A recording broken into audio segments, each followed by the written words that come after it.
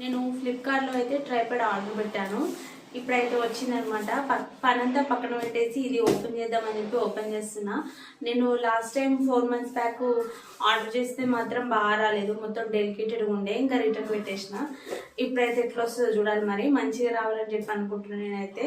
ఎందుకంటే నాకు present tripod లేదు, కొంచెం ఎక్కువ కాస్ట్ పెట్టుకుందామంటేనేమో అనే డబ్బులు లేవు. ఇది వచ్చేసి 439 రూపీస్ అయితే పడ్డది.